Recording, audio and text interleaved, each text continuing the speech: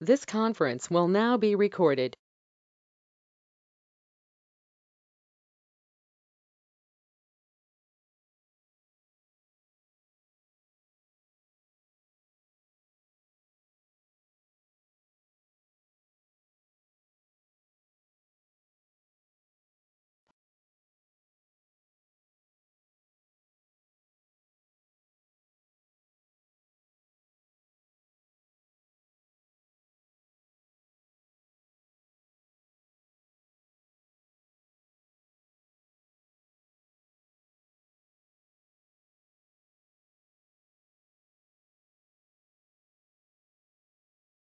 Still have quite a few people joining, so I'm just going to wait just another minute.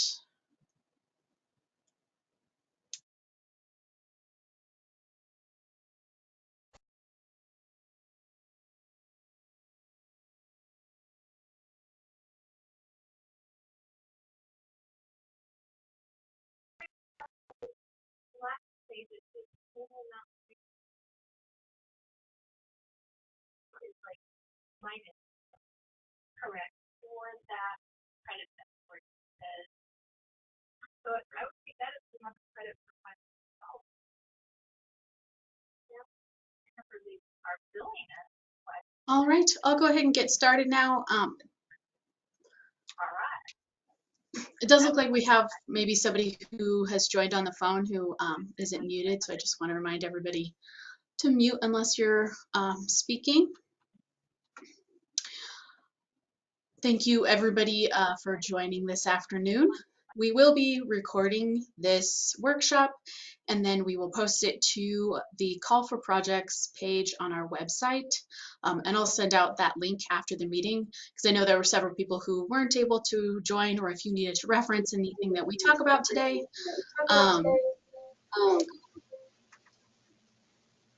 you'll have the option to go back and listen to that or watch it. So I'll go ahead and get started. So first, I just wanted to go outline the guidelines that were approved by Planning Council. As you all know, the Call for Projects opened on Friday after Planning Council passed the guidelines agreeing to open the call. No changes were made by Council at the May 5th Planning Council meeting, so don't have any actual updates for that. I did want to just make a note that there was one change that was included in the guidelines from what TAC had seen during their meeting last month, and that was just some new information that CDOT had sent out as far as the federal funding fact sheet and state funding fact sheet. So just wanted to point out that that is new or updated information in the guidelines. But that is the only thing that has changed since the TAC meeting. So just real quick, just wanted to see if there was any questions about the guidelines in general. What we have in the guidelines are all of the application requirements, eligible applicants, the schedule, eligible funding. So all of that information is in the guidelines, which was sent out to, I think, most everybody who should have received this, but it's also posted on our website. All of the information for this call for projects, including the guidelines, the applications, and everything are posted on our website as well. So just before I go into like some of the examples and everything, just wanted to see if we had any initial questions about the MMOF guidelines.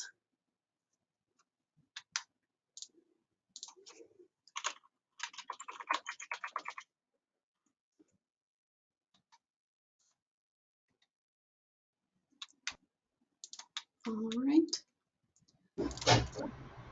Doesn't seem like we do. I'm going to go ahead and put in the chat the link to the Call for Projects webpage where all of this information is available. Sorry, we do have somebody that is unmuted that's kind of loud right now. Request for you to mute yourself while you're not talking. All right, so if there's no initial questions, One of the things we wanted to go through during this workshop is reviewing the application and the worksheets that are required for the MMOF call for projects. And so I'm going to go ahead and bring up the web page. So give me just a second.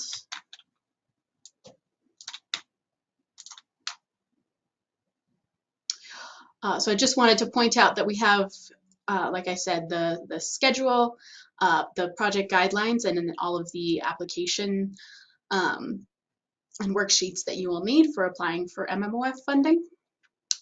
So first I want to look at the project application. What we have posted on the website are all fillable PDFs. And so we recommend, we had sent out the all of this information in the email, but you can always download it, and if there's ever any changes that have been made to like the formatting of that, you can make sure to check the website, which will always have the most updated versions of the applications and worksheets. One thing, we also have the project description. That's going to be the first thing that is due for all MMOF applicants. And so this will be due to staff and CDOT on May 18th. And what this will do is help us when we are looking at, the category A and category B projects.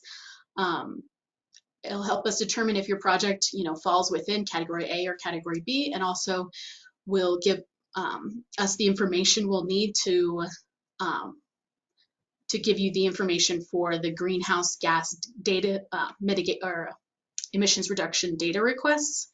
And so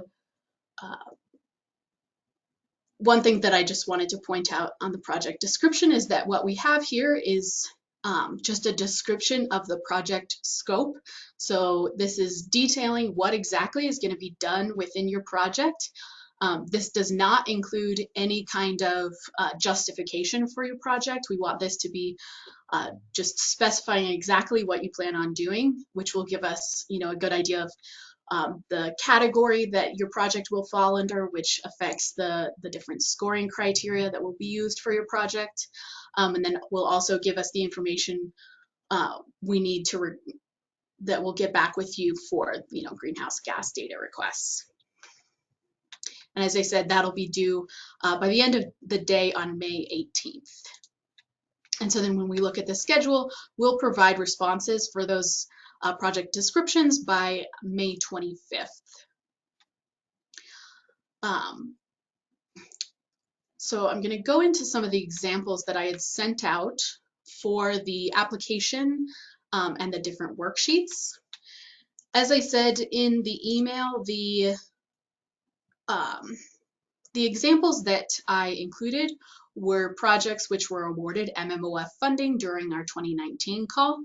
So most of the information that I used to fill out these applications and worksheets were taken directly out of the applications from 2019. So first I want to go through the example application and just highlight some of the differences between this application and our past MMOF applications, or our other call for projects. So first is the project category we have here. After you submit the project description, we'll work with you to make sure that we're all on the same page on what category your project falls within. And then secondly, we have this brief project description. So this is specifying what exactly is going to be done. So this project, this example project was the Poudre River Trail Windsor to Timnath connector. So what was exactly being done in this project is the construction of 1.9 miles, an 8 to 10 foot wide concrete trail from Harmony Road to East County Road 32 between Windsor and Timnath. So just specifying exactly what will be done. And then this second section here, this project justification, that's where you can get into more of the why of your project. Why was this project chosen? Why is this a good project under MMOF? You can also use this section to outline how your project will hit each of the scoring criteria. So outlining, what kind of strategic connections it's providing, what kind of multimodal improvements, the different community benefits or transportation equity. This is the section where you can go into all of the details of why your project is a good project. You always have the option of including more information if you don't feel like there's enough room on here.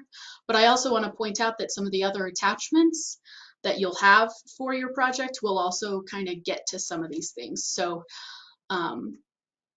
so keep in mind that you're going to be filling out the performance measure impact worksheet and the environmental justice impact worksheet, which also, will give you room to hit some of these other scoring criteria and give that, justification for those different areas as well. If anybody has any questions as I'm going through this, please just feel free to either raise your hand or just unmute and go ahead and ask your question.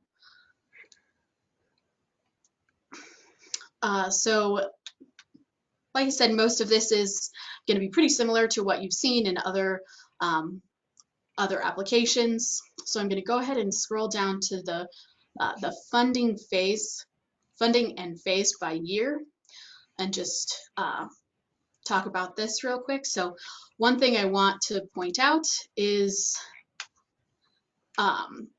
looking at that line for the MMOF request and then the matching funds. So as you all know, there is the standard 50% match for MMOF, except for the 3 exceptions we have, so Garden City, Greeley, and Larimer County. So when you're filling out your application, you want that matching funds to match the match rate for your community. So for instance, this project was sponsored by Larimer County. During this call for projects, Larimer County has a 25% match rate. So for instance, in this first year, the MMOF request is $20,000. And so the required match for that $20,000 MMOF request is $10,000 for Larimer County. For the standard match rate of 50%, this would have been filled out with $20,000. Anything that's above and beyond that required match would go under this overmatch and other funding section. So I just want to pause there to see if there was any questions or if that was clear on how this is intended to be filled out.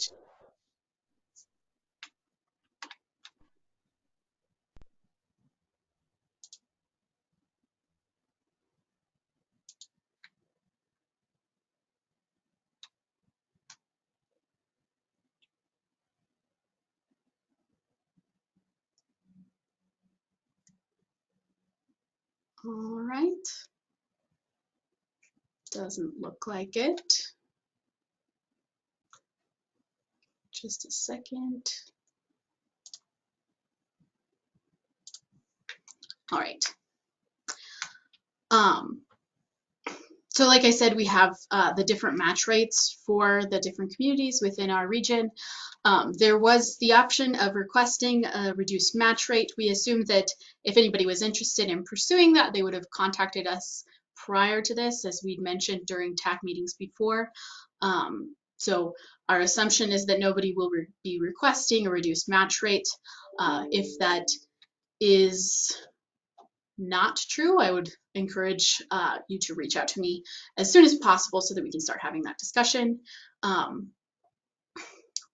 But we'll move forward with assuming that everybody will just be going with the already decided match rate. So next I want to look at the next section, the contingencies, partial awards, funding alternatives, scalability section. And so we have this section that is asking if a partial award is acceptable, specifying, what that minimum MMOF you could receive would be. And so, for instance, in this project, they had specified on their application that a partial award would not be accepted, but their total request was about $400,000. If you could accept, $200,000, we'd ask you to put that in this section here, and then also specify in the next one how the scope would be revised if you did receive a partial award.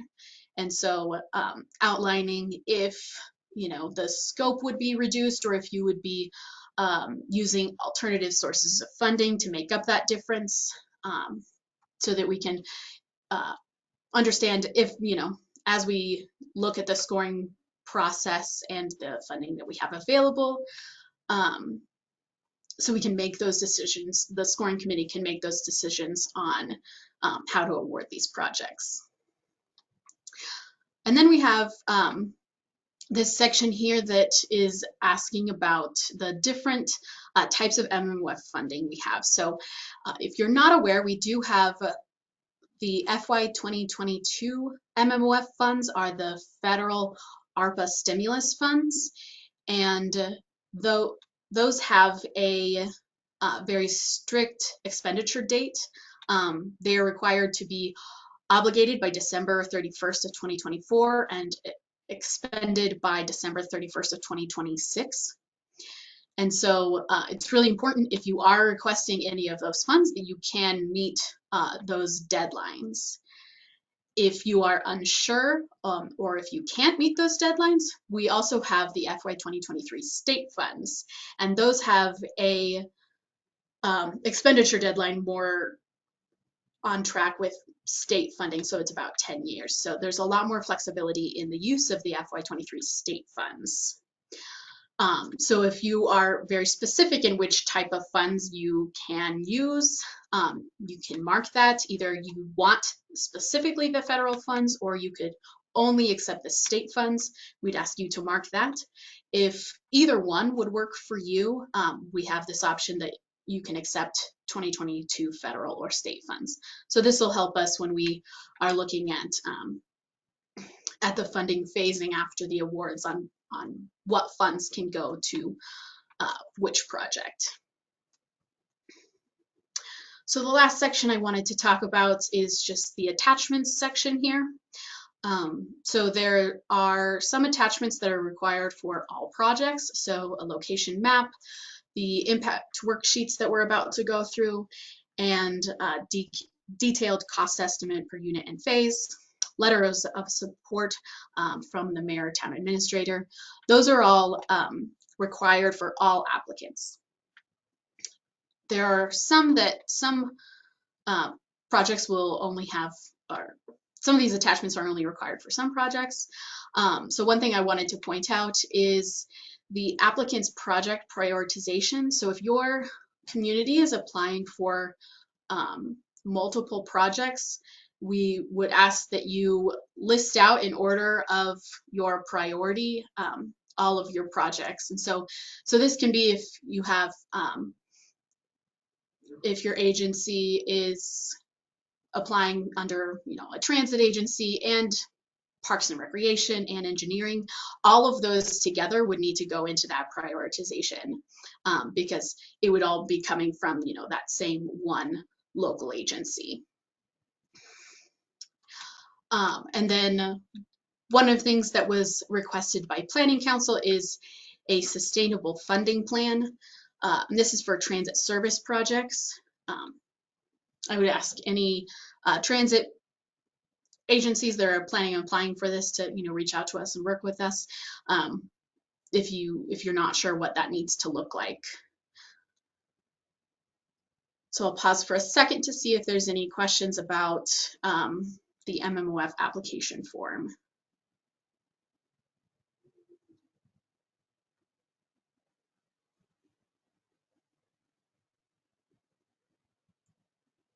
All right, I'll go ahead and go into the example for the different worksheets. So first I want to talk through the performance measure worksheet. I have 3 different project types that I've provided examples for the performance measure and environmental justice. So I'll just go through each of these quickly. Like I had mentioned before, you can use these worksheets to kind of fill in more of that information as far as your project justification.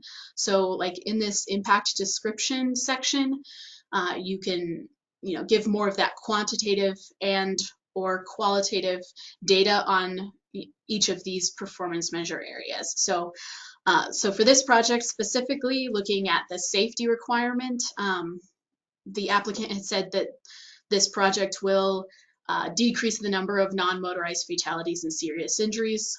And then in this justification, it talks about traffic counts on the roads that are near this trail. So that's something that if you need help working through some of these, this justification, you can reach out to a staff and we can help you. So for instance, this is a trail project, so it's not something that's actually on the roadways. And so you might have the question of what roadways should I look at when I look at, reducing the number of fatal and serious injury crashes. So we can work with you on what that should look like. And so this project, they specified that, on some nearby roads, the traffic is increasing, which, can lead to more safety issues for non-motorized users. Talked about the actual crashes that have been observed in the area and how the project will make the area safer for vulnerable road users. So that's the kind of information that we'd be looking for in that impact description. So I'm going to scroll down to the regional performance measure section here.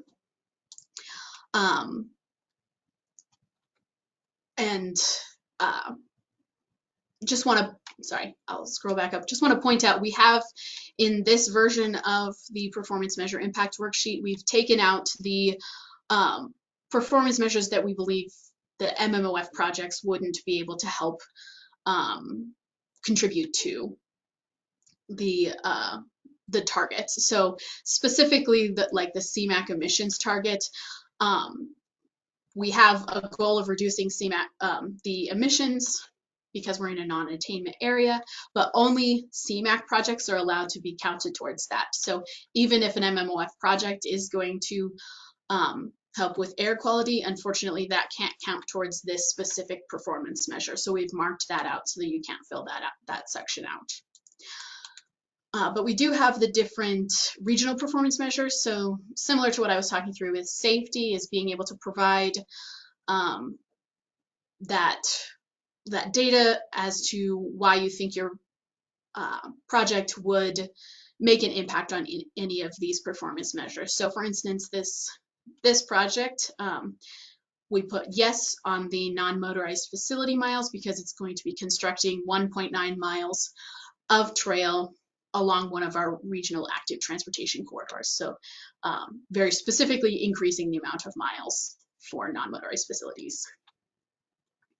And then also giving a justification for how this project can increase the amount of some non-single occupant vehicle commute trips, and giving the kind of data in there on why you believe that your project would help achieve that performance measure.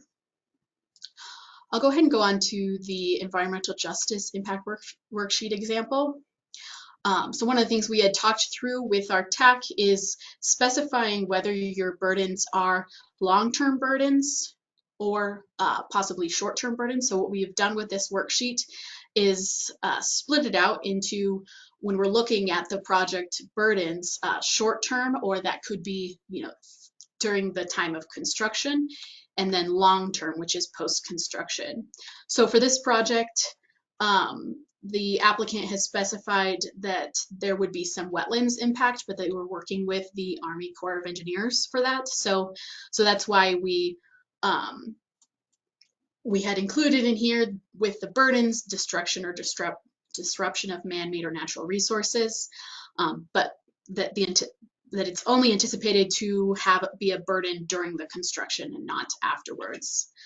And then noise and vibration, saying that during construction, which might last approximately 9 months or so, that there would be some increased noise to nearby homes, and then possibly that the construction of the trail would increase the amount of noise during after completion of the project. So this is just wanted to give an example of what the anticipated project burdens could look like for this type of project. As we've said before, we want to be realistic in this environmental justice impact, so that when we're reporting out in our transportation improvement program, we can have the most accurate information as far as what the burdens and benefits of our projects are. So then looking at the project benefits, I just wanted to point out that this could be the place where you provide information as far as improved air quality. So like I'd said on the performance measure impact worksheet, unfortunately you can't include that kind of information on there because these are not CMAQ projects, but you do have that opportunity to include that in the environmental justice impact worksheet. Improved air quality is one of the anticipated project benefits that we have listed here. And so you could use this this section to elaborate on that, and you can also use this section to include any other anticipated benefits that we don't have listed up here. So how is this project going to provide benefits to the area around it, especially if you're looking at a project that's within an EJ area. And then last is the outreach section. So this application had included that the project had been included in over 30 local, regional, and state plans, which all have individual outreach efforts, and then just specifying, what kind of outreach you anticipate doing, prior to construction or during construction. So this example that I went through for the application performance measure worksheet and EJ worksheet was for like a bike and ped construction project. And I have examples for the type of how this could be filled out for different studies, and then for a transit project as well. So I'll just go through quickly what that could look like. So this is the Evans Transportation Master Plan. So when you look at burdens for this project, there's not really any burden as far as doing a project, at least as far as we can see. So there wasn't anything listed as far as burdens on this project. But for benefits, there is a lot of benefits. And so one of the things that I just want to point out when you're looking at filling this out for some kind of study, we recognize that the study in and of itself might not actually make a difference as far as, or isn't going to make a difference as far as decreasing travel time, improving air quality. But if the components of your study are to focus on those things, that's why we chose to say yes on all of these. So if the study intends to reduce congestion and improve air quality, then we say that you can include that as a benefit of this project. And then also just outlining what kind of outreach has been done either to decide to apply for this project, or what kind of outreach will be done like during the plan development. So then moving on to the performance measure for the studies, similar to what I was talking through with the environmental justice, is that the study in and of itself isn't going to make a difference as far as these numbers, but if you're focusing on safety in that study, that's what we're looking for, because ultimately you're going to be or hopefully you'd be implementing what you have in your plan and in your study. So that's the kind of information we'd be looking for in these sections here. So if you're focusing on safety, then you can specify that. If it was a study that was focused specifically on reducing the amount of crashes for vulnerable road users, you could just fill out one of those if you would wanted. And then scrolling down to the regional performance measures, similar to what I'd been talking about, is what types of elements are included in that plan that will help us in the long run achieve these meeting our targets for these performance measures. The last one I have is for a transit project, so a bus procurement is the one that we chose. So specifically, there is a couple different transit performance measure areas. So this project was bus replacements, and so being able to help us achieve the target as far as transit asset management. And then also when you look at transit safety, replacing a project or replacing buses will help the mean distance between major mechanical failures by mode.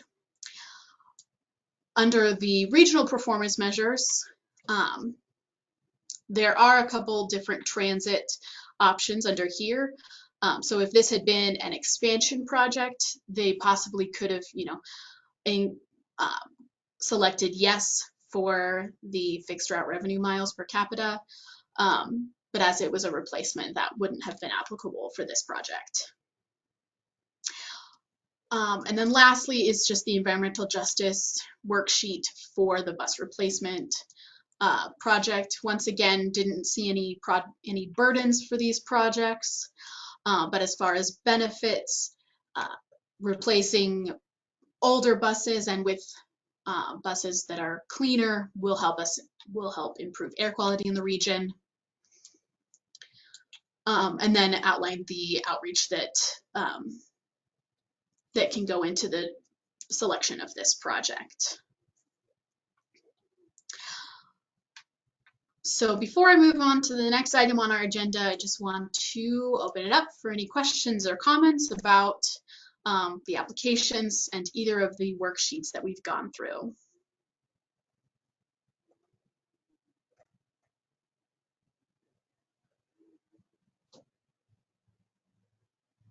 We have a very quiet group today.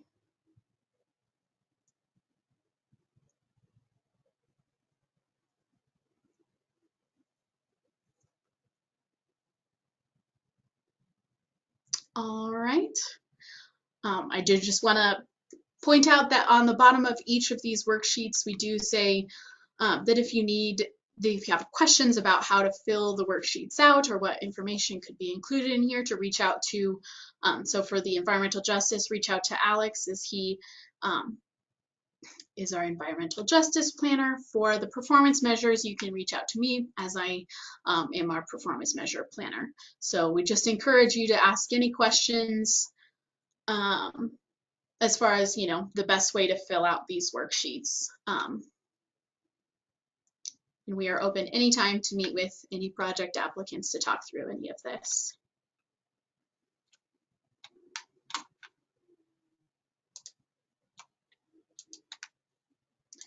All right, I'll go ahead and move on to the next thing on the agenda, which is talking about data and the ArcGIS online map that we have created. So that map is linked in the agenda. I'll make sure to have that map also linked on our Call for Projects webpage, but I'll go ahead and pull that up now too. So when you click the link, this is the map that will be pulled up. You can go into the content section and you can look at any of the different layers that we have included here. So we have a layer for specifically non-motorized fatal and serious injury crashes between 2015 and 2019. That's the latest data that we currently have. We also have a layer for all fatal and serious injury crashes. One thing I do want to point out is that all fatal and serious injury crashes includes the non-motorized. So you don't have to worry about like adding those two layers together to get the full picture. This all fatal and serious injury crashes includes um, all fatal and serious injury crashes for all modes. We also have the different layers for environmental justice,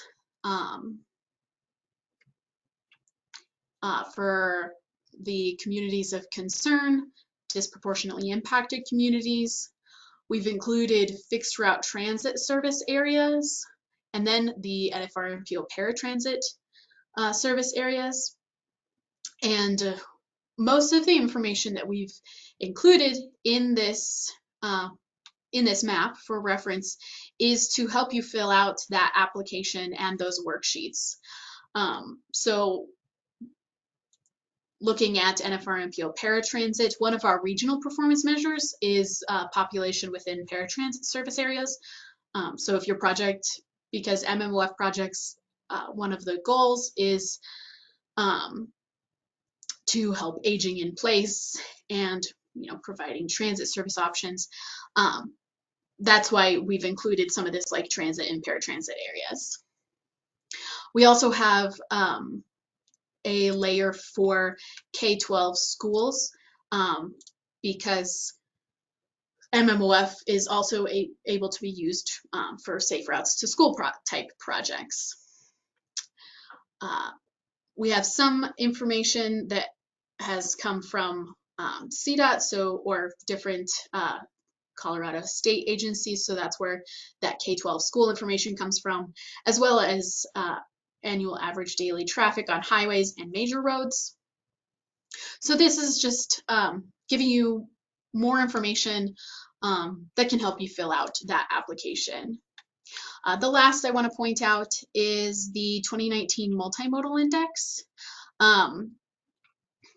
Some of you might be familiar with what that is, or you might not, but what I want to show you is that each of these layers are linked within this map here. So you can go to the About section and then click on More Details. From here we have information as far as what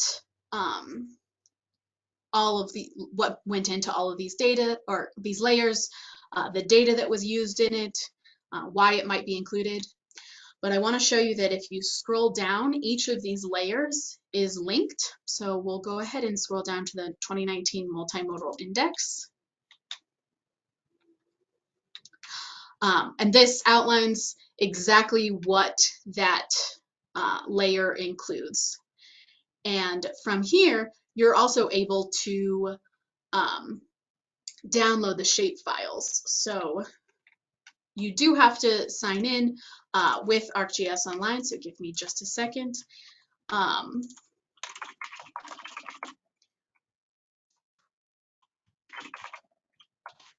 Sorry.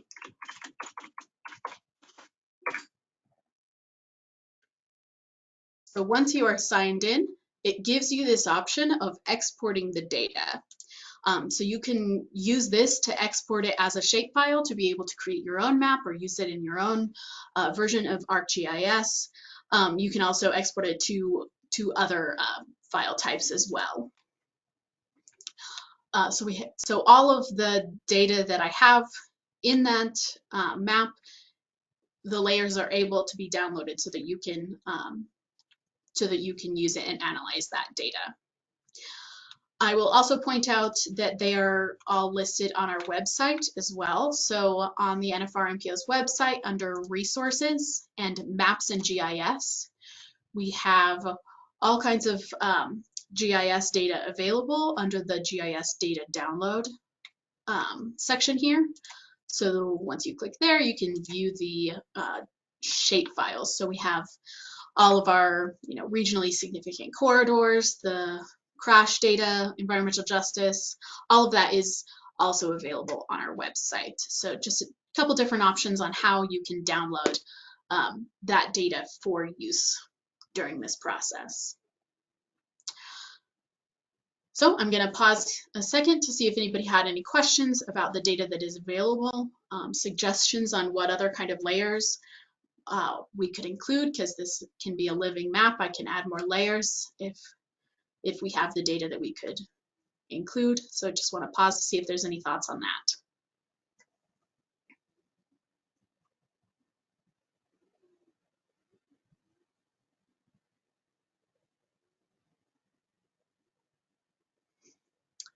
All right, and if you're in this map and having any issues with downloading the data or anything, please feel free to reach out to me. I'm happy to walk through it individually. Just let me know. I'm happy to help. From there, I just have one more item on our agenda for today, and that's talking through the scoring timeline and process. So the applications are due to the NFR-MPO on Friday, June 3rd by 5 p.m. And then the schedule that we have anticipated after that is that on Monday, June 6th, we will send out all of the information for scoring to the scoring committee. And so that'll be the applications and the scoring worksheets.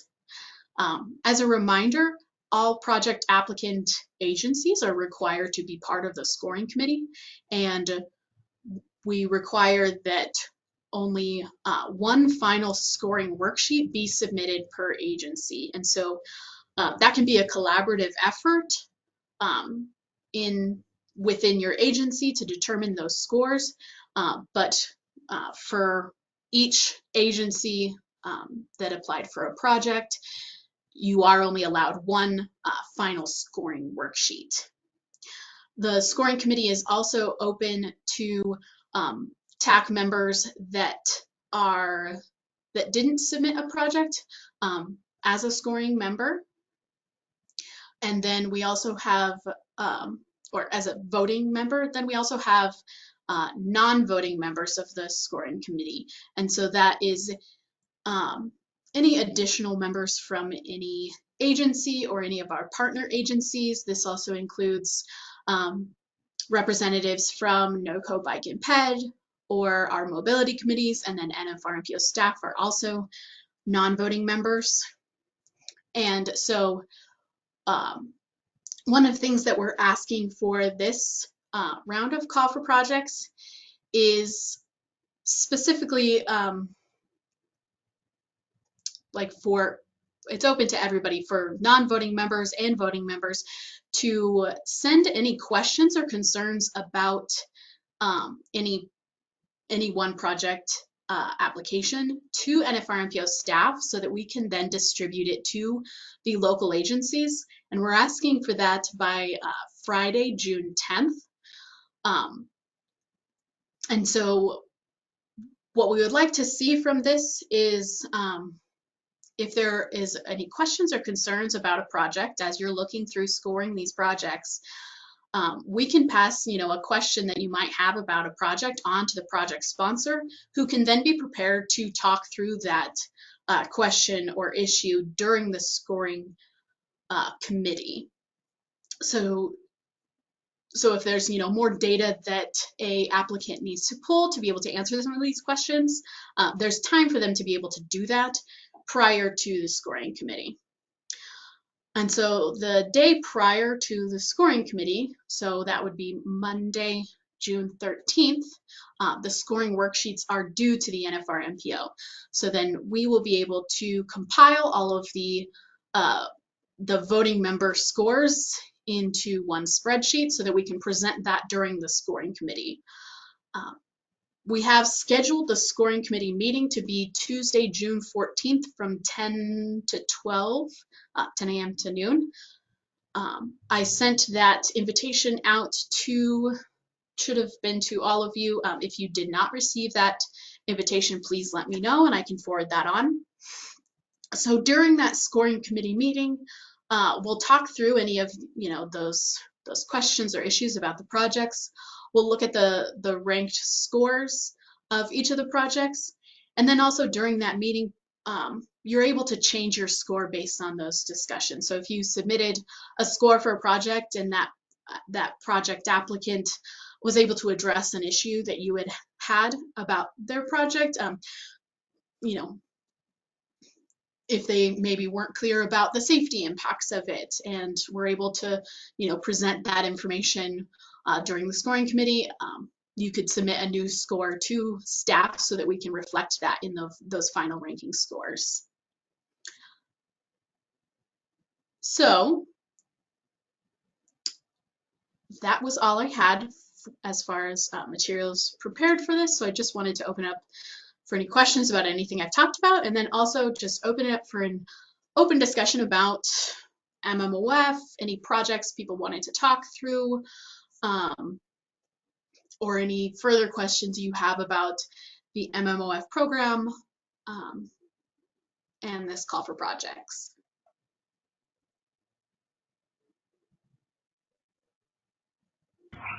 Hi, Anna Rose.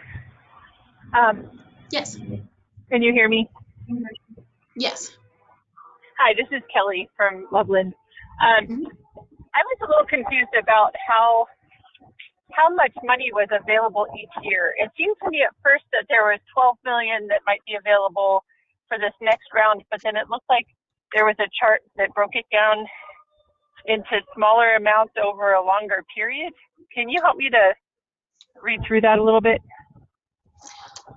Yes. So what we have, the chart that I have pulled up on the screen here, our allocation of MMOF funding for FY22 and FY23 added together was about $15.5 million. Our planning council did approve about $5.6 million of set aside, so taken off the top. So the amount of funding that we have available for each year is the federal FY22 funds. We have about $2.5 million. And then the state FY23 funds, we have $7.3 million.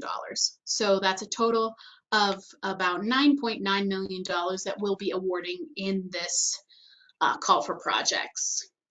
We have included in the guidelines the projected MMOF allocations to the NFR MPO from 2024 through 2023. And this is just to give an idea of what you could be looking at in the future.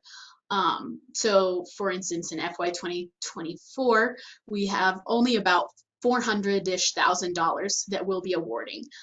And then in the about 10 years after that, it goes up to about $1 million to $1.5 million. So I'm not sure if that was maybe what the confusion was. Yeah, that makes sense. I thought that was showing the same amount of money that was spread out further, but it looks like it's different funding. So that makes a lot of sense. Thank you. And so, these are just projected amounts, but the anticipation is that we will hold future calls for projects for these out years of funding from 2024 and into the future at a later time. But currently, we will be awarding the 2022 and 2023 funds, which is about that $9.9 million.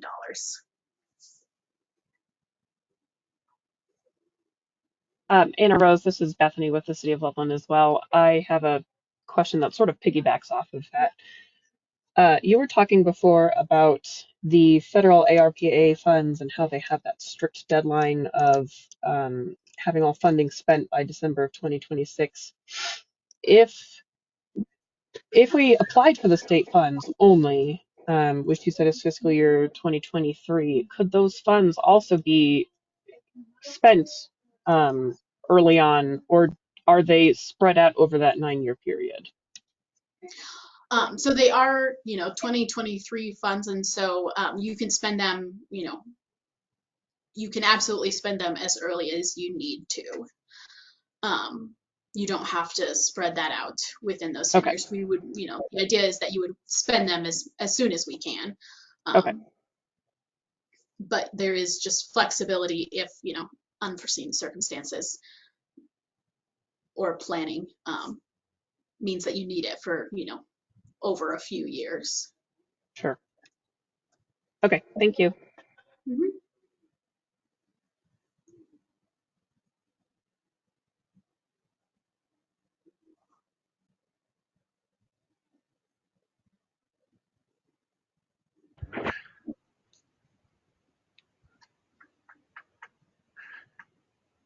Anna Rose, this is Eric Tracy, Larimer County.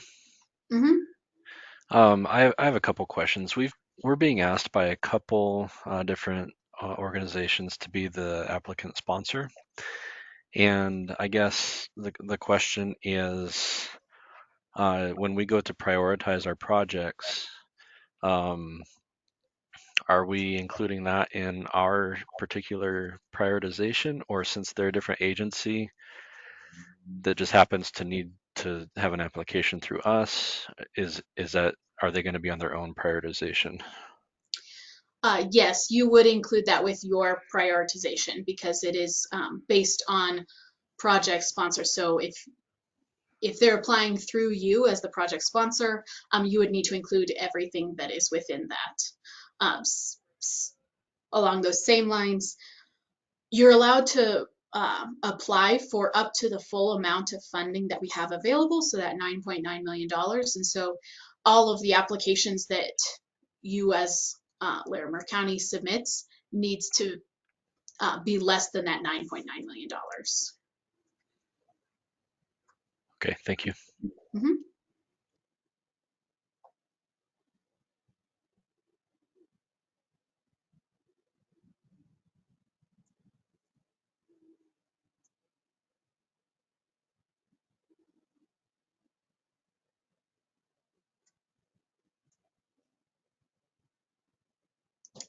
Any other questions?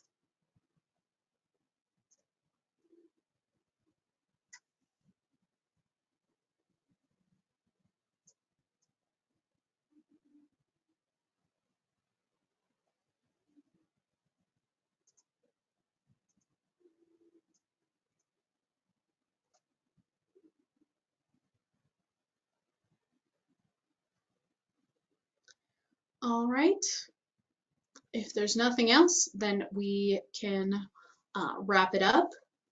I do want to point out that during our May 18th TAC meeting, we do have time set aside that we can continue to answer any questions if there's anything that comes up during the next couple weeks, or if project sponsors would like to talk through any of their projects.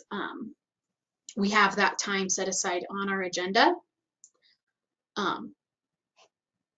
And then if there's nothing else, I'll just remind you that the project descriptions are also due on by the end of the day on May 18th.